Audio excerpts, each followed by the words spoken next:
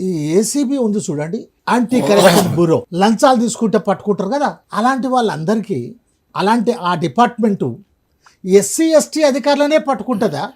వీళ్ళే లంచాలు తీసుకునేటువంటి వాళ్ళ లంచగొండ అధికారుల, మిగతా ఎస్సీ ఎస్టీ కానటువంటి అధికారులు ఏ లంచాలు తీసుకున్నటువంటి వాళ్ళ? ఎవరు లంచాలు తీసుకున్నా తప్పే, దాన్ని మనం సహించాల్సిన అవసరం లేదు. కానీ వీళ్ళపైనే ఎందుకు కేసులు జరుగుతున్నాయి?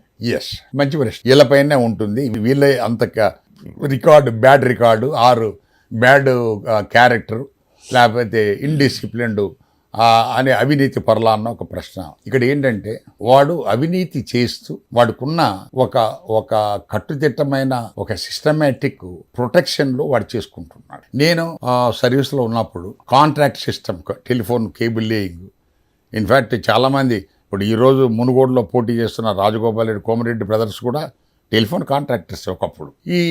అక్కడ ఏంటంటే ఈ కాంట్రాక్ట్ సిస్టమ్ వచ్చినప్పుడు నేను మా స్టాఫ్కు, మా జూనియర్ ఇంజనీర్స్ చెప్పాను, if something comes your way, నీ దారికి వస్తే తీసుకో, కానీ నువ్వు డబ్బు కోసం ఎవరినన్నా పీడిస్తే డబ్బు కోసం ఎవరిని PD.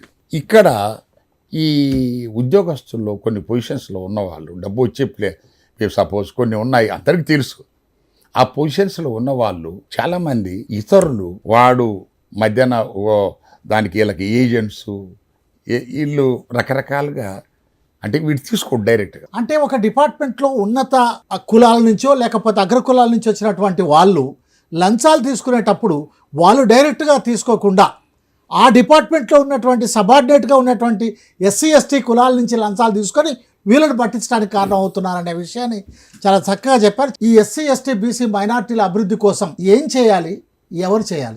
Yes, 26 November 1949 Babasaheb Ambedkar రాజ్యాంగ పరిషత్ సభలో రాజ్యాంగం మొత్తం చర్చ అయిపోయింది, రాజ్యాంగం ఆమోదం పొంది. ఆ రోజు ఆయన చెప్తాడు, ఫండమెంటల్ రైట్స్లో ఏమైతే మనం చెప్పామో, ఆర్టికల్ 14 సమానత్వం, ఆర్టికల్ 15 సమాన అవకాశాలు, ఆర్టికల్ 16 ఉద్యోగాల్లో ప్రమోషన్స్, ఆర్టికల్ 17 అంటరానిత, ఇవన్నీ ఏమైతే ఉన్నాయో ఇవన్నీ ఒక విప్లవాత్మకమైన ఆర్టికల్స్, విప్లవాత్మకమైన చట్టాలవి.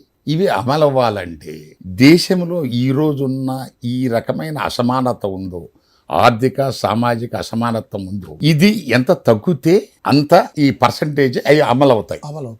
సో ఇక్కడ ఉన్నోడు పైనే ఉండి వీడు ఇక్కడే ఉంటే అవి అమలుకోవు. బట్ ఒకటైతే గుర్తుపెట్టుకోండి, ఏ రోజైతే వీళ్ళు రియలైజ్ అవుతారో, వీళ్ళు తిరగబడితే మీరు ఈ దేశంలో ఉండలేరు. చాలా కీలకమైనటువంటి విషయం మీరు చెప్పారు. ఈరోజు అట్టడుగులో ఉన్నటువంటి మెజార్టీగా ఉన్నటువంటి సుమారు 180% ఉన్నటువంటి ఈ బహుజనులు కనుక తిరగబడితే వాళ్ళ బతుకులు బాగుపడతాయి. బతుకులు బాగుపడటానికి, వాళ్ళ అభివృద్ధి చెందటానికి తిరుగుబాటే అవసరమని మీరు చెప్పి వాళ్ళందరినీ చైతన్యం చేసినందుకు మీకు జై భీమ్.